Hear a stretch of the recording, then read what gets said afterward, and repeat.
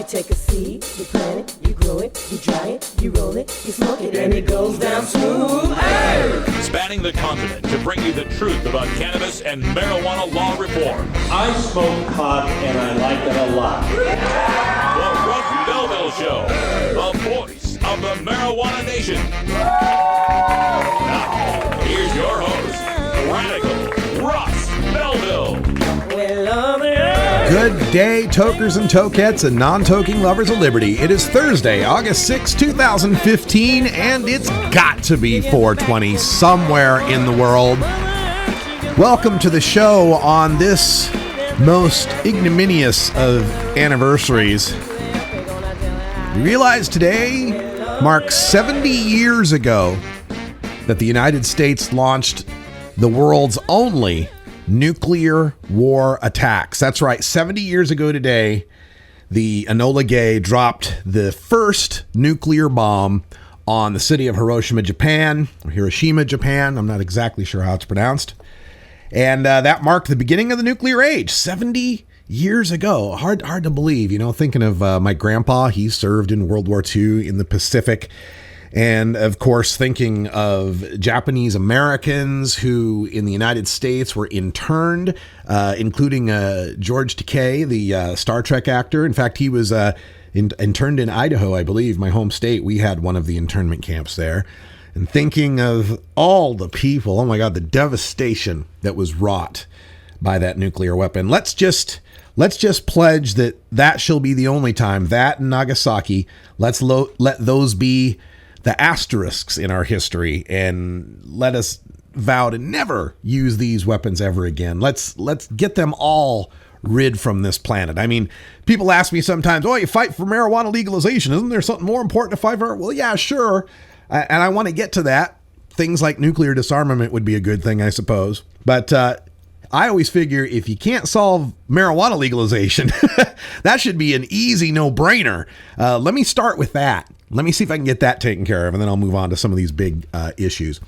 On today's show, we've got all sorts of great stuff. If you are interested in the cannabis economy, we've got experts from the Cannabis Creative Conference, some more highlights that I recorded last Wednesday and Thursday. So tonight, you get to hear from Sue Harank. She's from MRM Systems, and she'll be talking about cannabis compliance in a one-on-one interview with me. And then we'll follow that with Beau Whitney, his keynote address on Thursday at that conference last Thursday.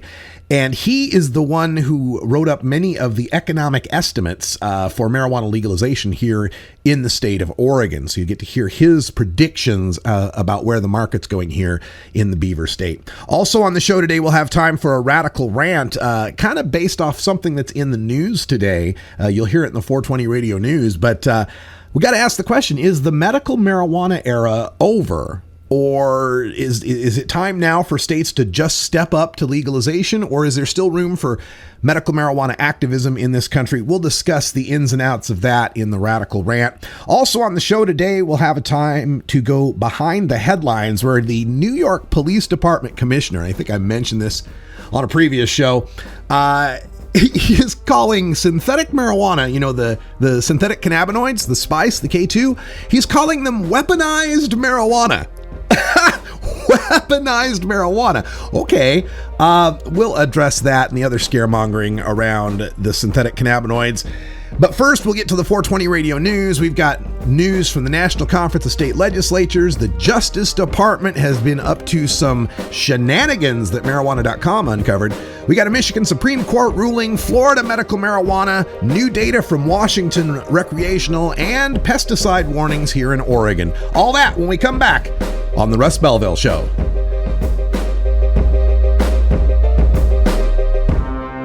You're tuned into the Russ Belville Show, the voice of the marijuana nation.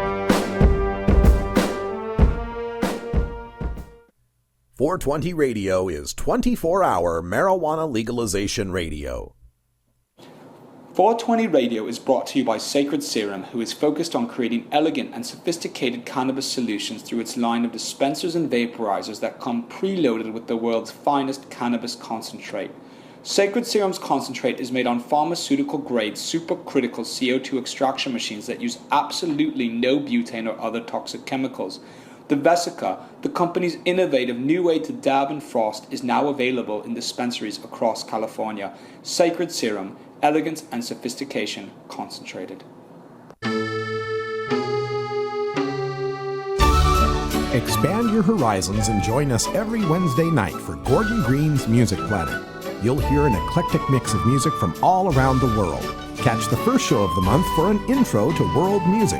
It's Gordon Green's Music Planet Wednesday night at 8 p.m. Pacific with replays weekends at midnight on 420radio.org.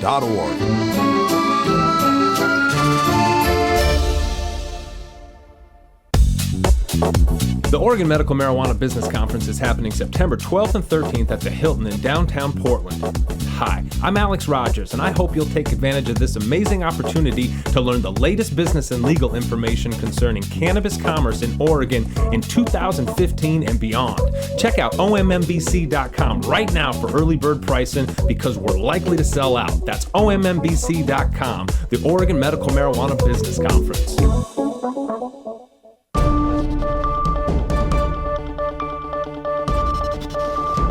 It's time for the 420 Radio News, covering the latest headlines in consumer cannabis, medical marijuana, and industrial hemp. Replays of 420 Radio News are embeddable and shareable from our SoundCloud page at soundcloud.com/RadicalRuss. Now, the marijuana headlines in 4 minutes and 20 seconds. This is your 420 Radio News for Thursday, August 6, 2015. The National Conference of State Legislatures approved a resolution Thursday urging the federal government to allow states to determine their own marijuana policies. For a resolution to pass, it must be supported by a majority of participating legislators in each of 75% of the states represented at the conference's general business meeting. The preamble to the resolution, introduced by New Hampshire State Representative Rennie Cushing, notes that, quote, states are increasingly serving as laboratories for democracy by adopting a variety of policies regarding marijuana and hemp, end quote. And it highlights the fact that, quote, the federal government cannot force a state to criminalize cultivating, possessing, or distributing marijuana or hemp, whether for medical, recreational, industrial, or other uses, because doing so would constitute unconstitutional commandeering. Justice Department officials misinformed members of Congress about the effects of a medical marijuana amendment being considered by the U.S. House of Representatives, according to an internal memo obtained by marijuana.com.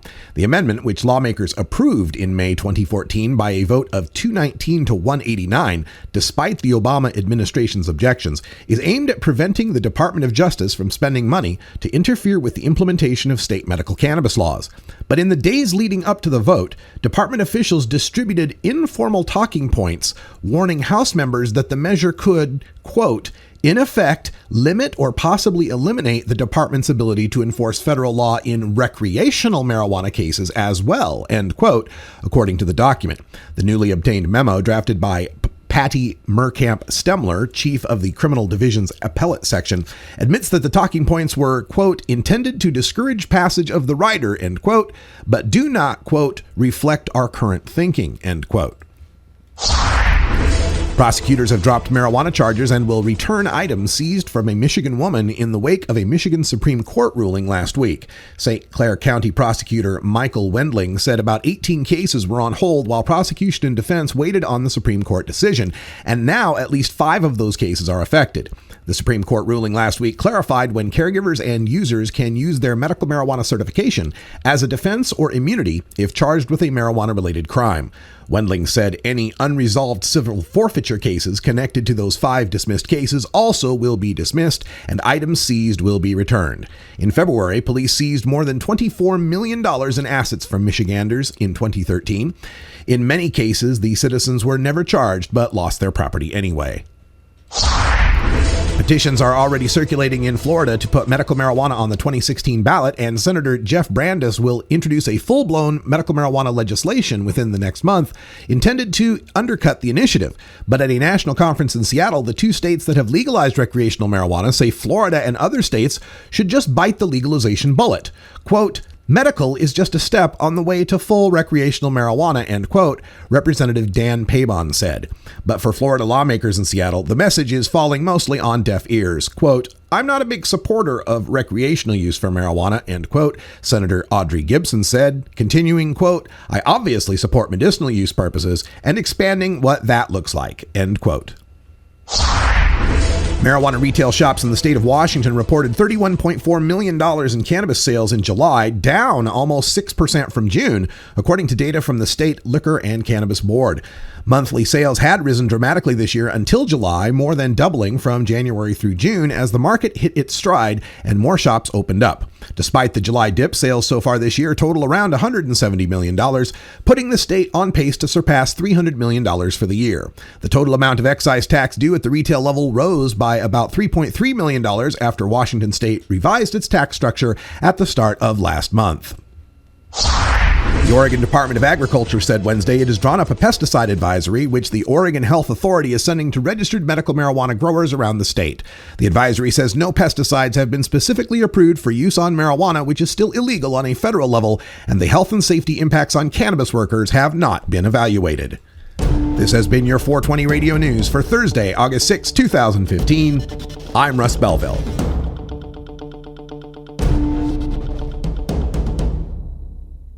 Marijuana is not addictive, but listening to the Russ Belville Show is. The Fingerboard Extension has fretted instruments to enhance your creativity. It has new and used guitars and banjos from beginning to high class. The Fingerboard Extension has National Resophonic, Husson Dalton, Larrabee, Heritage and Recording King guitars, and Mike Ramsey, Wildwood, Gold Tone, and Recording King banjos. The Fingerboard Extension also has drum stuff, used gear, and parts. Stop by the Fingerboard Extension, downtown Corvallis, Oregon at 120 Northwest 2nd, or check out the inventory on the web at fingerboardextension.com and reverb.com. Despite strong public support for medical cannabis, decriminalization, and legalization in Georgia, the state spends $121 million every year to arrest, prosecute, and imprison Georgians for simple possession. Each year, the state of Georgia spends less on driver services, agriculture, and forestry combined.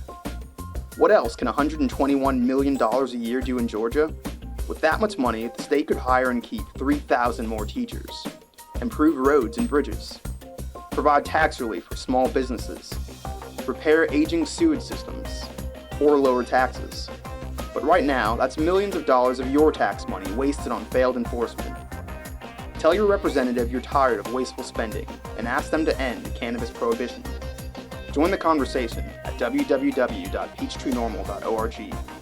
Peachtree Normal is a proud affiliate of NORML, the National Organization for the Reform of Marijuana Laws. Oregon has joined Washington and Colorado in legalizing marijuana. We're Portland NORML, the National Organization for the Reform of Marijuana Laws chapter in Portland, Oregon. Join us as we celebrate the launch of an exciting new era in marijuana freedom in Oregon. Our job has just begun. Powerful interests want to white out the most important portions of Oregon's legalization law. By joining Portland NORML, you add your voice to the thousands who voted for Measure 91 and want it to be implemented as written. The people have spoken. Now it is time for the legislature to obey the will of the people. Find out more about Portland NORML at portlandnormal.org. Attend our monthly membership meetings on the fourth Saturday of the month. See our website for more details. Portland NORML, ensuring responsible adult marijuana consumers are afforded the same rights, privileges, and responsibilities as beer drinkers.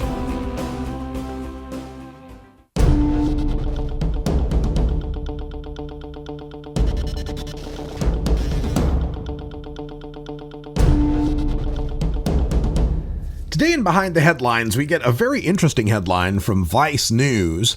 Is the NYPD overstating the dangers of, quote, weaponized marijuana?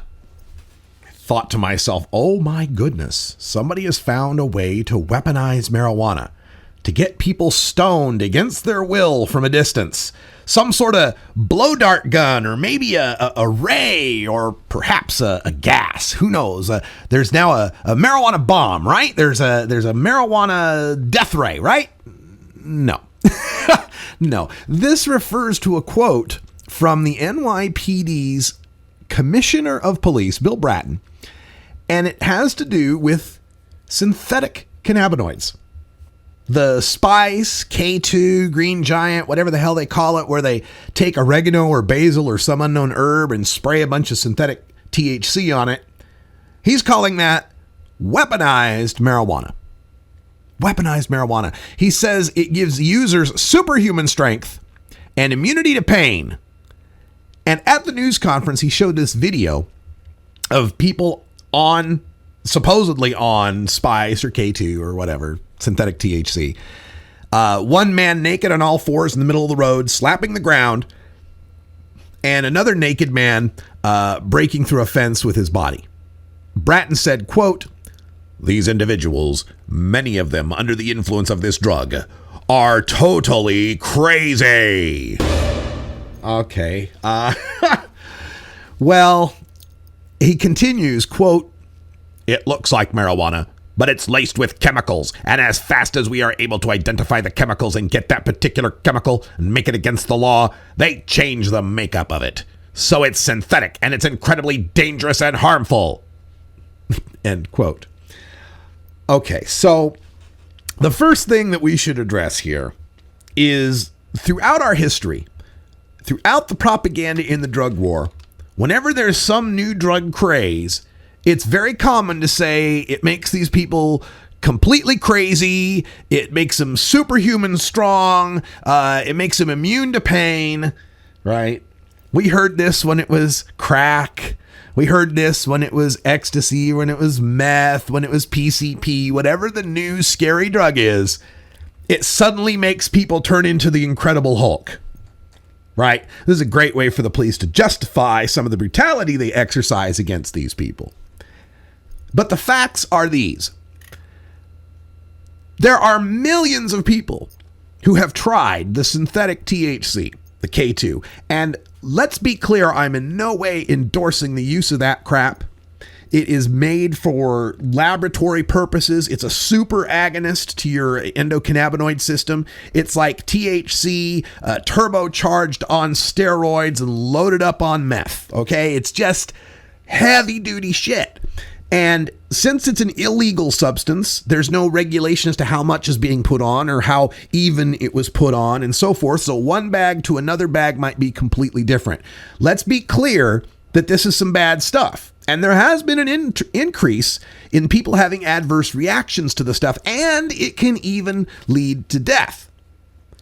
That aside, alcohol is going to lead to a whole lot more death. Tobacco is going to lead to a whole lot more death. And of all the people who have used this spice or K2 stuff, there's a handful that you can count that are the crazy running around naked doing psychotic stuff. And a lot of this ties back to, they talk about people in homeless situations, that there's kind of a spike in the use among the homeless. Well, part of that has to do, you got these people that sometimes live in places where there's drug testing involved, so they can't smoke pot, so they're going to turn to the stuff that doesn't turn up on the drug test, the spice or the K2. And second of all, you're talking about a population that is likely to have a higher incidence of latent psychosis, of mental illness problems, that then are exacerbated by this. So to think that this actually applies to the synthetic THC in and of itself or the population in general is really a heavy-duty dose of scaremongering from the NYPD. Now, of course, the obvious solution to this is to legalize the real natural thing and to end the drug testing for the real natural thing. The main reason people are turning to this is the real thing is too expensive and this is cheaper, and the real thing shows up on drug tests and these things don't. That's why people are making the choice to use this obviously more harmful, less predictable substance. If people could, they'd make the choice for the natural, easy substance of marijuana. And it's the illegality of trying to ban marijuana that then leads to the synthetic THC, which then gets banned, and then they tweak the molecule, and then that gets banned, and then they tweak the molecule, and you lead to more and more development of riskier, harmful cannabinoids on these things by making illegal every easy one they come up with until they have to come up with the craziest combinations. It's a never-ending, escalating arms race, if you will, between drug testing, legislation, and the illegal cannabinoids.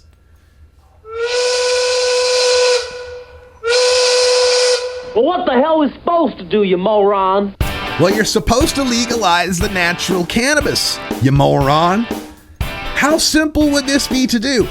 It's not a mystery anymore. We've got 4 states now that have done it. The world hasn't come to an end. It's time to get over ourselves, people. It's time to do it for public health purposes for a million reasons that we will get to on future episodes of the Russ Belville Show. Happy 420, Denver! The Russ Belville Show is blogging and podcasting daily at radicalruss.com. This is Radical Russ encouraging you to take a look at the Weed Blog every day. Johnny Green and the staff at the Weed Blog are on top of all the latest developments in the fight to end marijuana prohibition nationwide. You can even get the Weed Blog on your smartphone by installing the Weed Blog app for iPhone and Android. If it's about weed, it's on the Weed Blog, including my original writing. So don't delay. Read the Weed Blog today. You're listening to 420 Radio. Listen Sundays at 1 p.m. Pacific for Hemp Beach TV, podcasting at hempbeach.com. Skunk and his crew bring you the best festivals and events from all over the country in this weekly show, courtesy of Hemp Beach TV.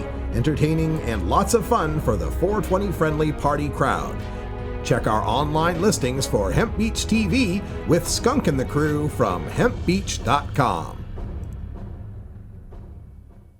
Get.Buzz. .Buzz is the internet platform that fuels community interest, excitement, and new experiences. .Buzz is the premier online destination for internet users seeking the latest news on a variety of topics. .Buzz appeals to groups active in blogging, communications, journalism, advertising, and marketing. .Buzz offers registrants a stronger alternative to the shrinking namespace of existing top-level domain names, such as .com, .net, and .org.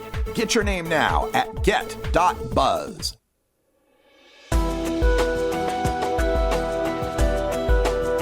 The cannabis community is a diverse set of people from all walks of life, conservative and liberal, black and white, straight and gay, rich and poor, and everyone in between.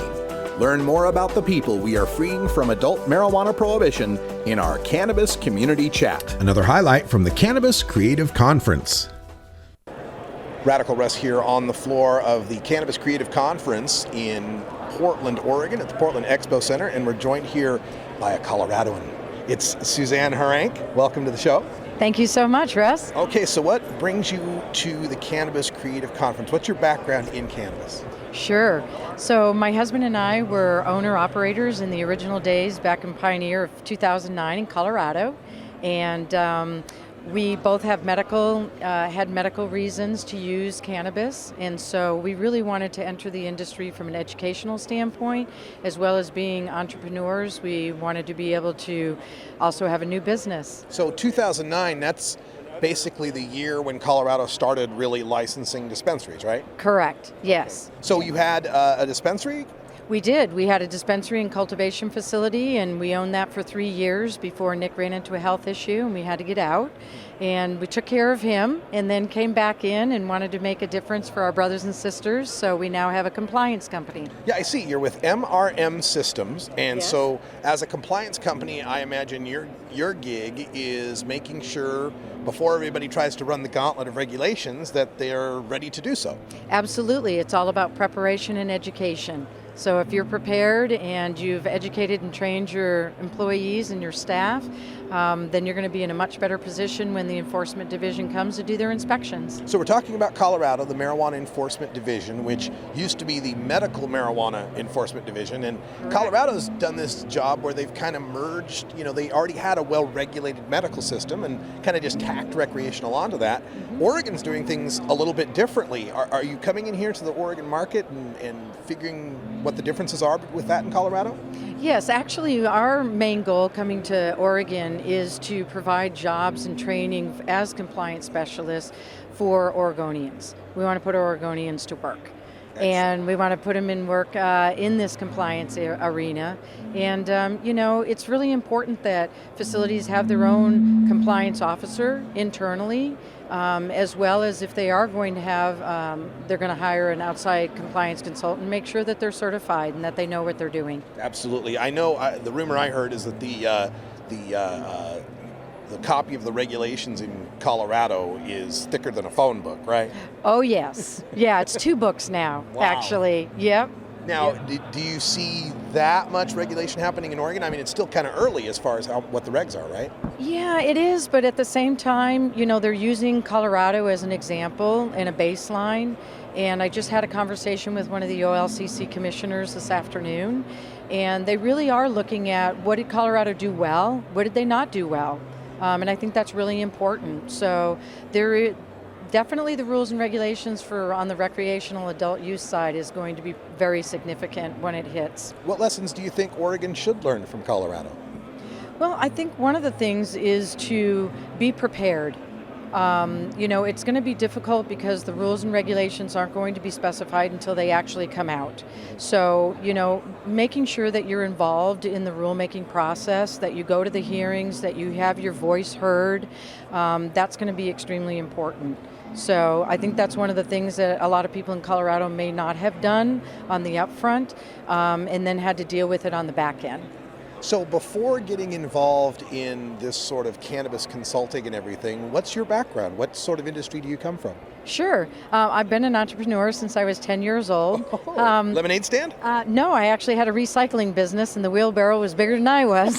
Oh, wow. And then I have over 30 years of operational executive management. I'm also a business coach and been an entrepreneur, serial entrepreneur since I was 10. So and that's what something, just over the past 5 or 10 years, we're starting to see more people involved in this that come from non-cannabis related backgrounds, just business backgrounds. You recognize that this is an amazing opportunity, right? Absolutely. Absolutely. It's like any other industry, and it's not. And we're still in our infant stage, and there's opportunity for everyone, and I've seen lots of success out there. All right, well, let's get people in contact with you with MRM Systems. You want to get compliant, you want to make sure you're ready to go before the boards and the hearings and the inspections and the paperwork and spending all that money. Let's get it right. So how can they get in touch with you? They can go to our website, mrmsystems.com, or they can call me directly at 303-475-1946. Love to talk to them. All right. Sue, do you prefer Sue to Suzanne? I do. Sue, sure. Harank, thank you for joining us here, and welcome to Oregon. You're welcome. My pleasure, Russ. That interview with Sue Harank is available on the SoundCloud page, soundcloud.com/radicalruss, as well as her 45-minute presentation on cannabis compliance. A lot of great information there. You get it absolutely free. SoundCloud.com/radicalruss. Stay tuned. We got more from the Cannabis Creative Conference, a keynote address from Beau Whitney, a cannabis consultant and economist who did many of the economic modelings for the state of Oregon's legalization. You'll hear about his predictions for the Oregon cannabis market when we come back.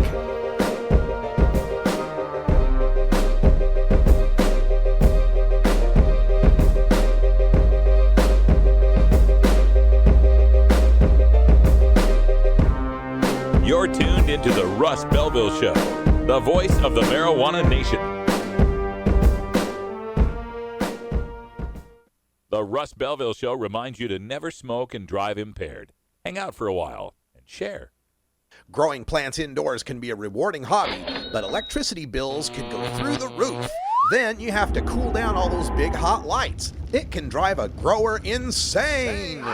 With Lush LED lighting, you can solve many of these issues and double your rewards. Matt and his scientists have developed the perfect light for flowering plants with far less cost and heat. And the results? Very effective. Check out LushLEDlighting.com right now and tell them Radical Russ sent you. Hey, this is Willie Nelson for Normal. And I smoke pot and I like it a lot. I learned a long time ago that marijuana is a lot safer than alcohol. There's nothing wrong with the responsible use of marijuana by adults. It's time we stopped arresting and started respecting those who smoke marijuana responsibly.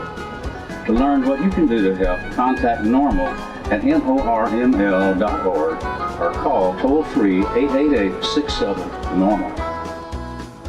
Hey everybody, it's Radical Russ here from 420 Radio, inviting you to be like me and get your ink done at Lucky Horseshoe Tattoo, Fort Worth's most female-friendly, clean, sterile, awesome tattoo shop. Thomas and his crew are true artists who can design you a custom piece or use a design you bring in. Lucky Horseshoe Tattoo also offers all styles of tattooing as well as piercings and all-around fun. In the DFW area, stop by Lucky Horseshoe Tattoo and tell them Radical Russ sent you. Trust me, it'll feel awesome.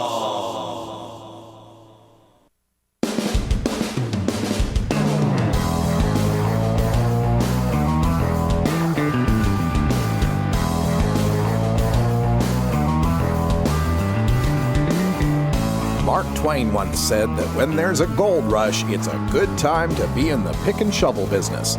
Today we look at the rapidly evolving markets in the marijuana green rush in our Cannabis Chronicles. Once again, back to the Cannabis Creative Conference from last Thursday. Good morning. I'd like to start off by thanking Mary Lou for putting this all together. It's an incredible, well-orchestrated conference. And Greenpoint, Oregon is a proud sponsor of this event as well. If you think back in the day, in your dorm room, you're passing the bong around, you're twisting up a couple of joints, who would have imagined that there would be an event of this nature with an economist up on the stage? So, and being an economist, I have an obligation to keep things as mundane as possible. So.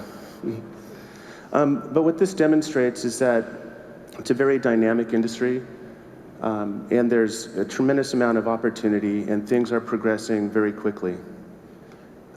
So in today's presentation, I'm going to talk about a little bit about the background on my forecast, talk about what the total market is, the total opportunity, make some projections on a revenue forecast, talk a little bit about tax and tax policy, because that plays a large, it contributes a lot to the price of the product and the conversion from black market to open market.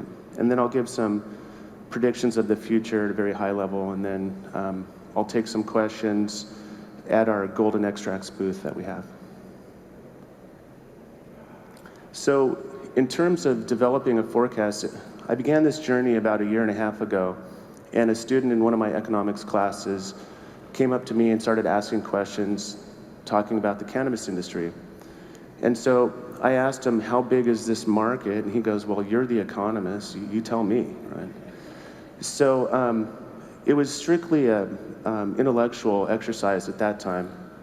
And I reached out to some economists and found that there was only a handful of them in the country, myself included, that was looking into this space. So I joined forces with the tax economist in Colorado. His name's Larson Silba. And he put together the initial forecast for the referendum in Colorado. And that really resonated with me. So I thought, well, I'll try to leverage his methodology so that when people ask to draw a comparison between the Oregon market and the Colorado market, then we'd have a basis, a similar basis to compare.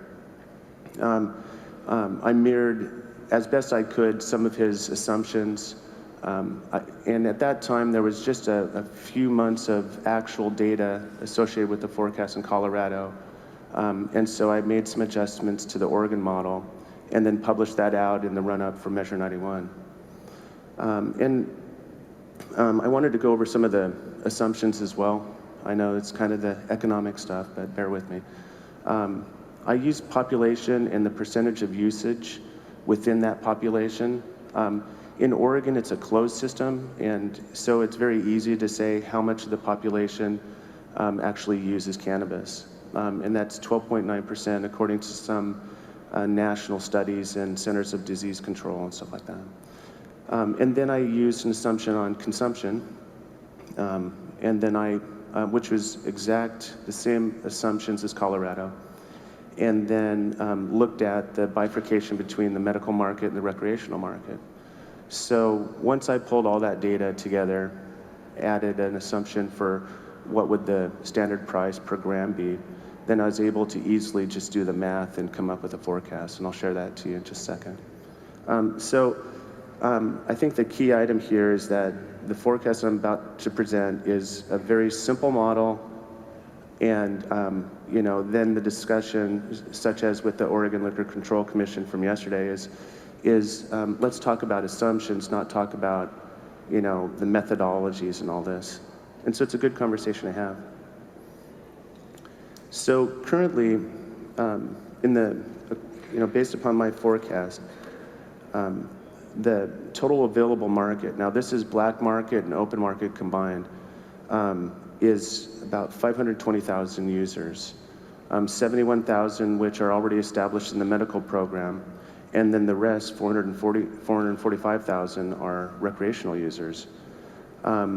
And just for some perspective, that's, the medical users are about 1.8% of the total population in the state of Oregon. But what this represents is that the opportunity that recreational represents, it's essentially 7 to 8 times the market that medical. So there's a tremendous opportunity here. In terms of dollars, in terms of dollars, the total revenue forecast, once again for black market and open market combined, is about $581 million. And when I first did this analysis a year and a half ago, I was stunned. I had no idea just how mature and how large this market is. By comparison, the market in Colorado is between $700 and $1 billion. And essentially the difference there is due to population. So tremendous opportunity, $581 million. Then the question becomes, how much of a conversion from black market to open market will there be? And then how much of that market is available to all of us to invest in and to capture? Now, one thing to note is that since Oregon is a closed system, it's just Oregon, nothing can go to Washington or Idaho or New York or what have you.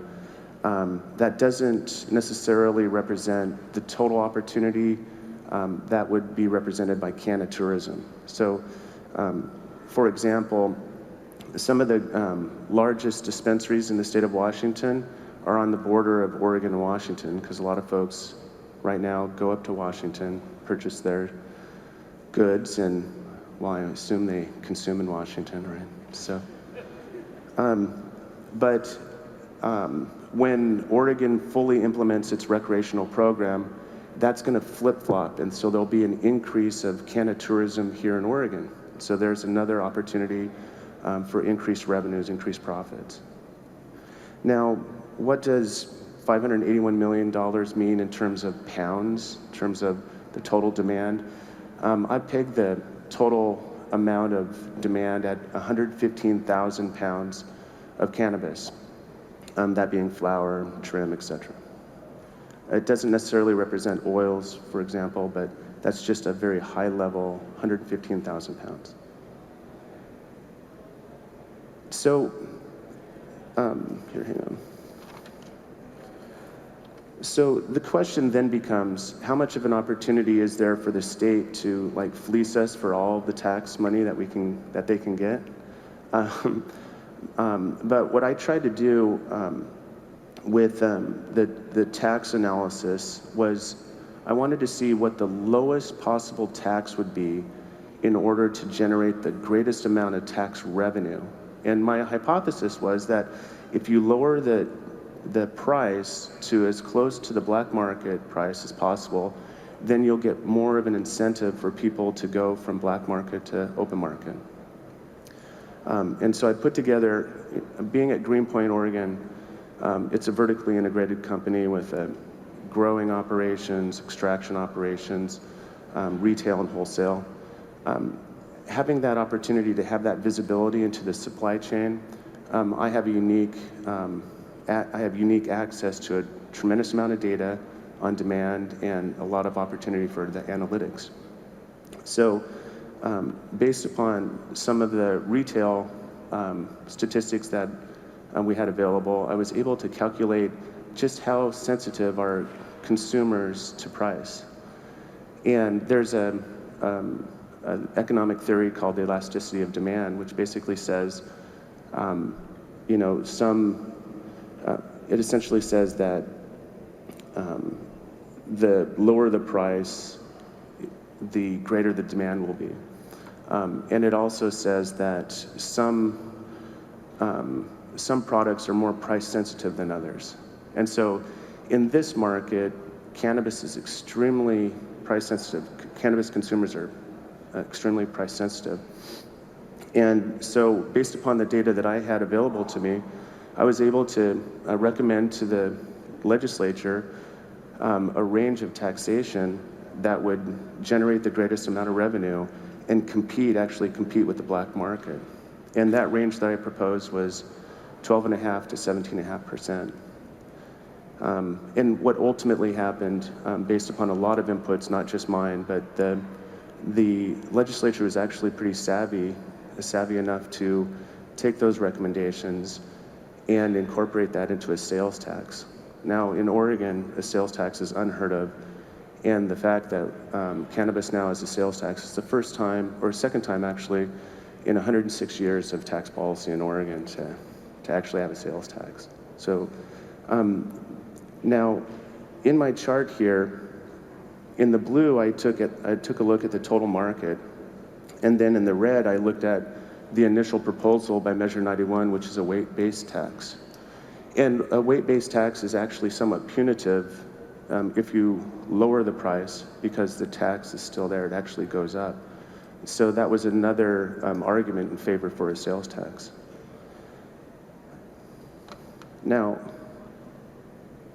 and one other thing is that Oregon was the first in the country to actually use this type of analysis in order to shape their tax policy. When I talked to the economists in Colorado, talked to them in Washington, they just basically said, well, we just came up with some numbers, looked at how much money we could get, and set the policy in place. What they didn't take into consideration is if the tax is way too high, then there's not going to be as much conversion from the black market to open market. There's not that incentive. If you can get a cheaper price, you're going to go down to your friend on the corner and get your bag and pay the street market price. And so my objective was to try to keep that price as low as possible. Now, by comparison right now, and I think that also shaped some of the conversations in Washington, because the tax at that time, before this policy was put into place, the tax was actually about 45 to 50% in Washington. They did a graduated tax, and it just built off of each other, and it made prices extremely high, and it stifled the conversion from black market to open market. So now Washington has since taken that down to 37%. But if you see the chart that I've displayed here, that tax is still way too high relative to other states. 37% in Washington, 25 on the average in Colorado, and then Oregon's at 17%. So in this sense, Oregon has a competitive advantage over the other states. So once again, you'll probably see tax or canna tourism come into Oregon. Now, this is not a new concept. When the Oregon Liquor Control Commission, when the Washington Liquor Control Commission privatized, it drove liquor prices up way high in Washington. And what that did is it benefited Oregon liquor stores along the border. It benefited them to the tune of $10 million in additional revenue each year. So this is not rocket science by any means. So, I've taken you through some of the demand, taken you through some of the tax policy recommendations, and so what does this all mean? Well, what this means is that, contrary to some other economists in this space, there's still a tremendous entrepreneurial opportunity here in Oregon. There's a lot of money to be made, but that window is starting to close. And it will close once the market matures. It's getting there. and once the market has an opportunity to normalize. And then there's going to naturally be consolidation in the market.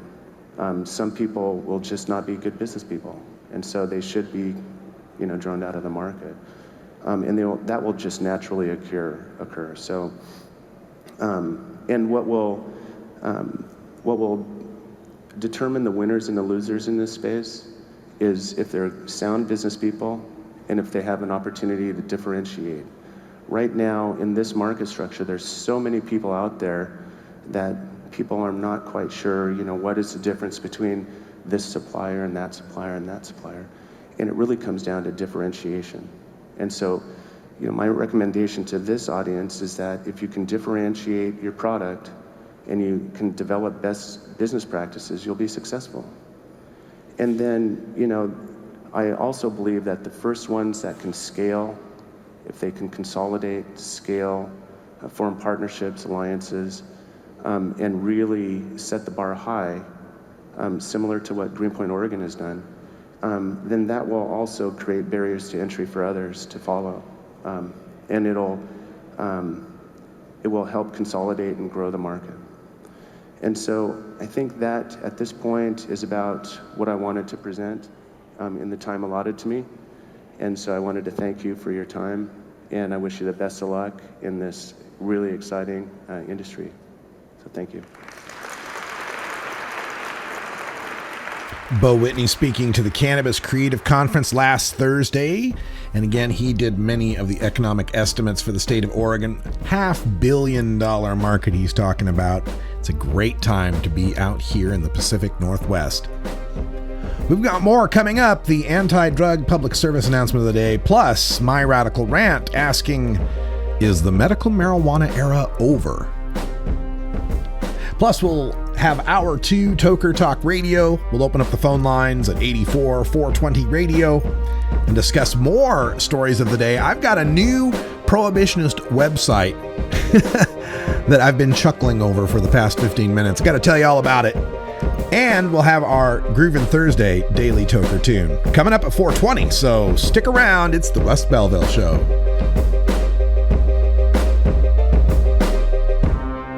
You're tuned into the Russ Belville Show, the voice of the marijuana nation. The Russ Belville Show, the National Wildlife Refuge for marijuana unicorns. Adam Hand of Handmade Apparel produces quality custom designs for t-shirts, hats, and other apparel. Handmade Apparel is the official design shop for 420 Radio, among many clients who rely on Adam Hand for everything from short-run custom projects to full-run clothing lines. Visit handmadeapparel.biz to browse the selection of handmade gear or to get a personal quote for your own designs. Handmade Apparel, a proud supporter of 420radio.org.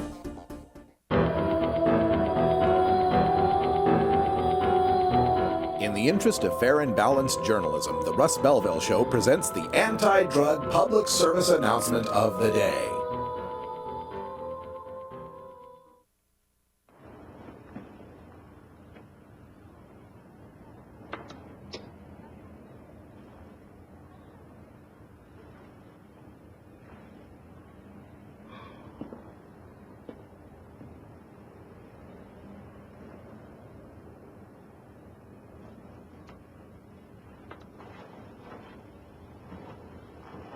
Smoking marijuana impairs your judgment. It's more harmful than we all thought. This has been the anti-drug public service announcement of the day. To cure this sort of reefer madness, listen to the Russ Belville Show every weekday on 420radio.org. You know Herb Thrasher from the Herb Thrasher Flower Hour. Now get ready for Herb Age Designs for the proud cannabis consumer. Herb Age Designs, lifestyle gear for the 420 friendly. Herb Age Designs, we've got Frisbee golf discs and durable hemp gear. Herb Age Designs, we've got shot glasses, drinking glasses, coffee mugs, and beer cozies. Check us out on Facebook and online at herbagedesigns.com and follow Herb Age and Herb Thrasher on Twitter. 420 Radio, the activist radio station.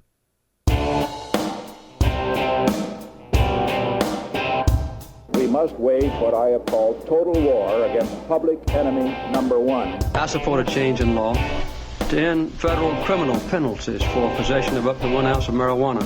That marijuana, pot, grass, whatever you want to call it, is probably the most dangerous drug. Some think there won't be room for them in jail. We'll make room. I experimented with marijuana a time or two, and I didn't like it and didn't inhale. One major responsibility is to encourage people to use less drugs. Entirely legitimate topic for debate. Radical Rant. We had a story earlier in the 420 radio news about this National Conference of State Legislatures that was happening and how they were talking about medical marijuana in Florida. And the legislators from the Pacific Northwest, we had Seattle City Attorney Pete Holmes was there, as well as others, saying that Florida ought to just bite the legalization bullet, saying, quote, medical is just a step on the way to full recreational marijuana, end quote. And of course, the Florida lawmakers in attendance aren't very supportive of that idea, saying, quote, I'm not a big supporter of recreational use for marijuana. This was Senator Audrey Gibson. I obviously support medicinal use purposes and expanding what that looks like. So it's an interesting thing because as medical marijuana began throughout the early 90s and the 2000s, that was one of the talking points by prohibitionists is, it's the camel's nose under the tent. You're just going to try to get this medical marijuana thing happening, and then you'll move straight on to legalization. That's just the opening salvo, right? And now, the first 4 states that have legalized marijuana for recreational purposes, indeed, are among the first 4 states that legalized it for medical purposes. So, for those prohibitionists, it's got to feel like, see, we told you, you legalize medical and the next thing you know, recreational comes along. So, in that circumstance, I always have to point out that it's kind of a strange fear from the prohibitionists. If we legalize medical use of marijuana, that will lead to recreational legalization. Well, why would that happen? Why would that happen? Because maybe when people are using it medicinally, their friends and family get to see a pot smoker or cannabis consumer, if you will, who is normal, who is functional, who is just like you and me. And then that convinces people marijuana is not such a bad thing. And then they're able to support legalizing it for recreational purposes. So really, your fear about medical leading to legalization is a tacit recognition of the bankruptcy of your own ideology. It's a recognition that the only way you can keep marijuana illegal is to keep people ignorant of it. Isn't it? Isn't that the basic logic of that? So I've always laughed at the whole camel's nose under the tent or the Trojan horse. I always say, look, if it was a Trojan horse, if medical marijuana was a Trojan horse, the Trojan horse was made of glass because all the people in the horse, if you remember the metaphor, right? All the people in the Trojan horse were unabashedly in support of recreational legalization. Almost all of them. Yeah, you got your Americans for Safe Access people who are, nope, we're just medical. We don't think about legalization at all. But if you talk to them, they agree that locking people up for recreational use of marijuana is stupid, right? And then, of course, all the other drug reform organizations that have supported medical marijuana are unabashedly in support of recreational legalization. So when you hear this state senator from Florida saying, I'm not a big supporter of recreational use of marijuana, I obviously support medicinal use purposes and expanding what that looks like. You have to pay attention to that last part right after that clause there, expanding what that looks like. Because for those people, these are the people who are convinced that, yes, marijuana has a medical purpose and some really sick and disabled people ought to be able to use it. But if they're not really sick and disabled, we need to lock them up. We need to fine them, ticket them, arrest them, whatever it might be. So for those people, the most important thing to them is that demarcation line between sick enough to protect, healthy enough to arrest. And for those people, it's in their in their agenda to craft the tightest, most regulated, most strict, most oversight they can in a medical marijuana law.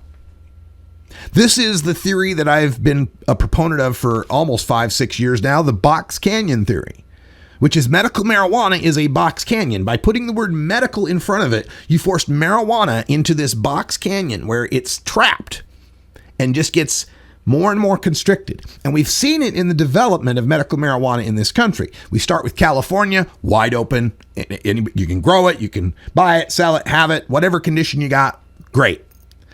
Then the next few states, Oregon, Alaska, Washington, Colorado. Oh, no, we got to have a list of things that you might have. You have to qualify under this list of things, and you got to register with the state, except Washington. You got to register with the state.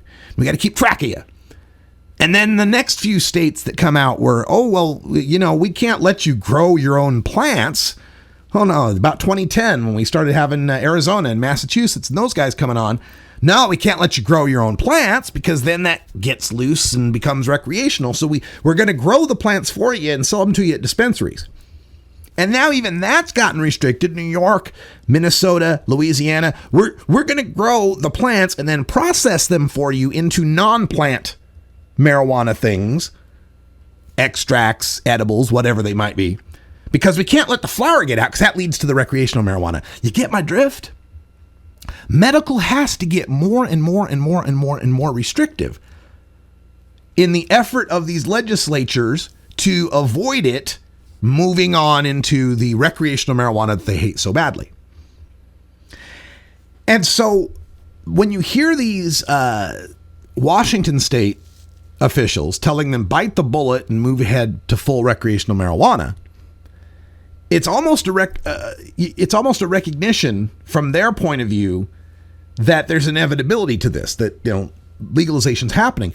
But that inevitability is not seen by the people in the South and the people on the East Coast generally. They don't see it as inevitable. They see ways. They're still in that mode of thinking it can be kept separate, that there's actually two separate things, medical marijuana and recreational marijuana. And what they all ignore is the fact that marijuana is marijuana. The reason why somebody's using it does not change what it is. If I'm standing in a circle with a Rastafarian and a multiple sclerosis patient and we pass a joint between each other, it's still the same joint. Now, the MS patient's alleviating pain and spasticity. The Rastafarian is communing with jaw. I'm getting a little high, but it's still the same marijuana. So you can't corral it into a just medical situation or a just religious use situation. It can't be corralled that way because it's the same product. Until you get to the ultimate box canyon, which is the CBD only legislation. There they truly came up with a medical marijuana that will not progress to recreational. Nobody gets high off CBD. So I am in agreement philosophically with these Washington legislators that there's an inevitability to marijuana legalization, not just because it's becoming more popular, but just because of the nature of life, the nature of the plant. It's a weed. It's going to overgrow. And now that 4 states have legalized and California's on deck, all of the scaremongering tactics go away. Now all that's left is cultural bigotry. And that cultural bigotry fades with every older person who passes on and every younger person who comes up. You realize 21-year-olds in this country can never remember a time when there wasn't medical use of marijuana? I got 2 nieces, one's 21, one's 18.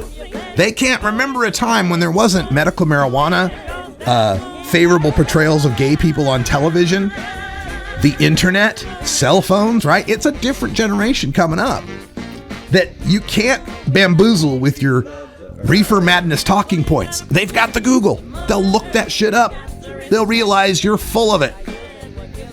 And as those older culture warriors die off, it is inevitable.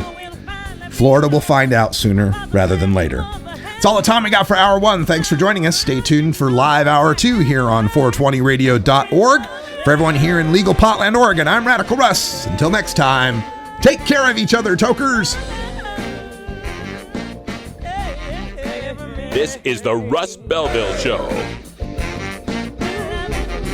The Russ Belville Show is blogging and podcasting daily at radicalruss.com. You take a seed, you plant it, you grow it, you dry it, you roll it, you smoke it. You take a seed.